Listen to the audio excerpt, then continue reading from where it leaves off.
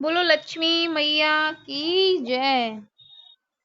धनतेरस के दिन से दिवाली के पर्व की शुरुआत हो जाती है, इसलिए धनतेरस का दिन काफी खास माना जाता है। यह पर्व धन की प्राप्ति और धन में वृद्धि हो, इसके लिए किया जाता है। धनतेरस का पर्व धन त्रयोदशी के नाम से भी जाना जाता है। धन त्रयोदशी के दिन देवी लक्ष्मी और भगवान कुबेर की पूजा की जाती है। इस वर्ष धन त्रयोदशी का त्योहार 10 नवंबर को मनाया जाएगा। लेकिन क्या आप जानते हैं कि आखिर धनतेरस का पर्व क्यों मनाया जाता है? आखिर इस पर्व को मनाने के पीछे क्या वजह है?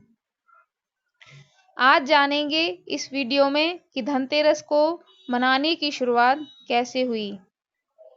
धन त्रयोदशी की शुरुआत समुद्र मंथन से हुई।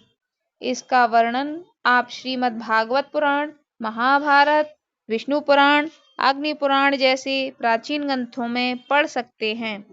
इससे आपको इसका वर्णन मिलेगा कि देवताओं और राक्षसों द्वारा किए गए समुद्र मंथन के दौरान धन्वंतरी हाथ में कलश लेकर प्रकट हुए थे। एक बार की बात है जब इंद्रदेव को ऋषि दुर्वासा ने पारिजात फूलों की एक माला भेंट की थी, लेकिन इंद्रदेव उस समय अपने घमंड में चूर थे।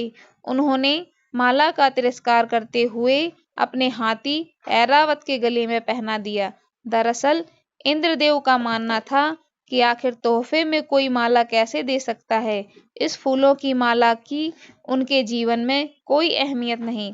जब ऋषि दुर्वासा ने अपनी भेंट का तिरस्कार होते हुए देखा तो क्रोधित हो गए। उन्होंने क्रोध में आकर इंद्रदेव को श्राप दे दिया। ऋषि दुर्वासा ने कहा कि हे इंद्र, जिस धन समृद्धि के बल पर तुझे इतना अभिमान है और जिस अभिमान में तूने मेरे द्वारा भेंट का अनादर किया है, आज से तू उस लक्ष्मी से विहीन हो जाएगा। ऋषि के श्राप से माता लक्ष्मी स्वर्ग लोक को छोड़कर अदृश्य हो गई और इंद्रदेव तीनों लोकों से श्रीहीन हो गए। देवराज इंद्र, जिन्हें देवताओं का राजा माना जाता था, वह सभी देवताओं की शक्तियां हीन हो गए और उनका सारा धन वैभव भी लुप्त हो गया।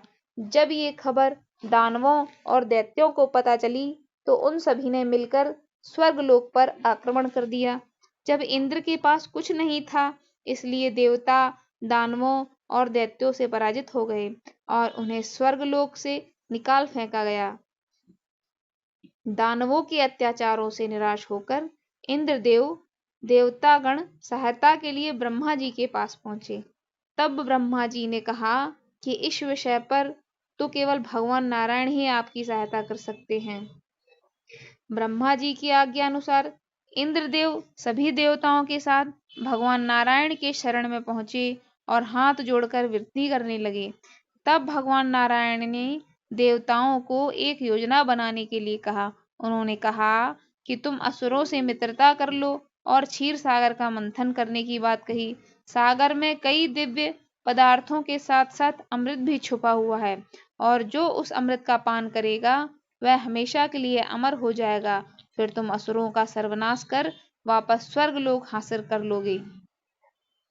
विष्णु भगवान के आदेशानुसार इंद्रदेव ने वैसा ही किया और समुद्र मंथन से अमृत निकलने की बात असुरराज बलि को बताया। अजय अमर होने की बात पर बलि को लालच आ गया और उसने इंद्र की बात मान ली। जब समुद्र मंथन के लिए समुद्र में मंदराचल पर्वत को स्थापित करना था, इसलिए भगवान विष्णु ने एक कछुए का रूप लेकर पर्वत को अपनी पीठ पर उठा लिया और वासुकी नाग को रस्सी के रूप में उपयोग किया गया। अब देवतागण और असुर दोनों ने मिलकर समुद्र का मंथन शुरू किया।